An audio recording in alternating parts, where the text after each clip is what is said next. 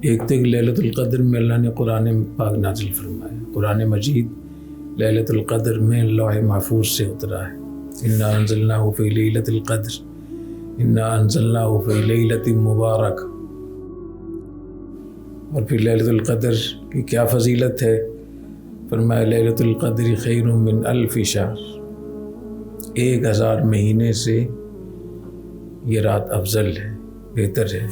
کتنی بہتر ہے یہ اللہ کو معلوم ہے۔ 1000 مہینے 83 سال 4 مہینے ہوتے ہیں۔ بہت ساری روایات ہیں کہ لیلۃ القدر اس امت کو خاص طور پہ ملی ہے، پہلی امتوں کو نہیں ملی تھی۔ یہ اس امت کا اعزاز ہے، اختصاص ہے، امتیاز ہے کہ اللہ نے اس امت کو لیلۃ القدر عطا فرمائی۔ مختلف روایات ہیں اس میں، ان سب کا حاصل یہ ہے کہ حضور اکرم صلی اللہ علیہ وسلم کو جب یہ معلوم ہوا کہ میری امت کی عمریں کم ہوں گی، اعمار امتی ما بین 60 و 70، کہ میری امت کی عمریں 60 اور 70 کے درمیان ہوں گی، تو پہلی امتوں کی عمروں کا تذکرہ ہوا، ان کی عبادت کا کہ 80 سال 100 سال پلک جھپکنے کو ان کی غفلت نہیں ہوئی، اللہ کا نام لیا، عبادت کی۔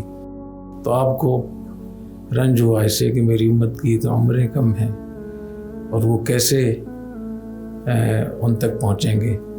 تو پھر یہ صورت نازل ہوئی، جبریل امین آئے اور یہ آیت انہوں نے سنائی۔ تو ہر آدمی سال میں ایک دفعہ 83 سال 4 مہینے کی راتیں وہ پا سکتا ہے، بشرطے کو محنت کرے، کوشش کرے۔ اس رات کی تعیین تھی، حضور اکرم صلی اللہ علیہ وسلم کو بتا دیا گیا تھا کہ یہ رات کب ہوتی ہے، کس تاریخ کو ہوتی ہے۔ آپ اپنے گھر سے حجرہ شریفہ سے باہر تشریف لائے مسجد میں بتانے کے لیے۔ وہاں 2 افراد کا آپس میں جھگڑا ہو رہا تھا، تو نبی کریم صلی اللہ علیہ وسلم نے فرمایا کہ اس جھگڑے کی وجہ سے وہ رات کی تعیین بھلا دی گئی۔ اس سے یہ بھی ثابت ہوا کہ آپس کا جھگڑا کتنا نقصان ہوتا ہے، کتنا اس میں خسارہ ہوتا ہے۔ اگر وہ جھگڑا نہ ہوتا تو امت کو پتہ چل جاتا کہ کس رات میں لیلۃ القدر ہوتی ہے۔ پھر آپ نے ارشاد فرمایا کہ یہ جو اللہ تعالیٰ نے مجھے بلا دیا شاید اسی میں خیر ہو، اور خیر ہی ہے۔ ایک تو یہ کہ اگر بتا دیا جاتا تو لوگ اس ایک رات میں عبادت کرتے، باقی راتوں کو خراٹے لیتے رہتے۔ اب تو ہر رات میں کوشش کرتے ہیں، اور اگر کسی سے وہ رات فوت ہو جاتی تو وہ غم میں پریشان ہوتا۔ اور بعض لوگ ایسے ہوتے ہیں جو گناہوں پہ بہت اصرار کرتے ہیں، تو ان کو پتہ ہوتا کہ آج کی رات لیلۃ القدر ہے، پھر بھی وہ نافرمانی یا سرکشی کرتے، تو اس کا کتنا گناہ ہوتا۔ جب حرم شریف جایا کریں تو بہت احتیاط سے وہاں رہا کریں۔ وہاں بھی بہت سارے واقعات ہیں کہ کسی نے وہاں گڑبڑ کی، مطاف میں طواف کے دوران ایک شخص نے کسی عورت کو ہاتھ لگانے کی کوشش کی تو وہیں اس کو فالج ہو گیا، لوگوں نے دیکھا۔ ایک واقعہ میں نے خود دیکھا، ہم لوگ طواف کر رہے تھے، کوئی 20 سال پہلے کی بات ہوگی، زیادہ لوگ بھی نہیں تھے، اس وقت میں اتنے لوگ نہیں ہوتے تھے جتنے اب ہوتے ہیں۔ میرے سامنے ایک شخص وہ بھی طواف میں تھا اور احرام میں تھا، میں اس کے پیچھے تھا، میں کپڑوں میں تھا،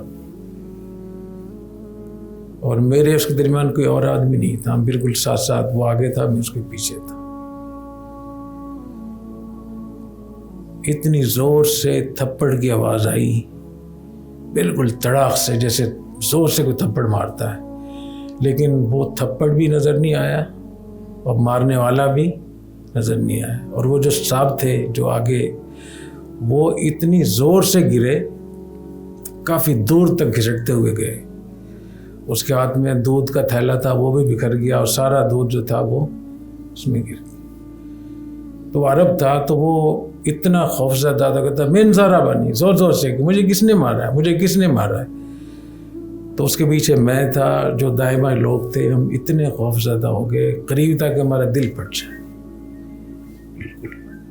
اور بہت اتنا خوف اس کے بعد سے کبھی بھی مجھے اتنا خوف آتا ہے طواف کے دوران، مقدس راتوں میں، مقدس مقامات پہ اور مقدس لمحات میں اللہ کو ناراض کرنا، اللہ کی نافرمانی کرنا، اس سے بہت ڈرنا چاہیے۔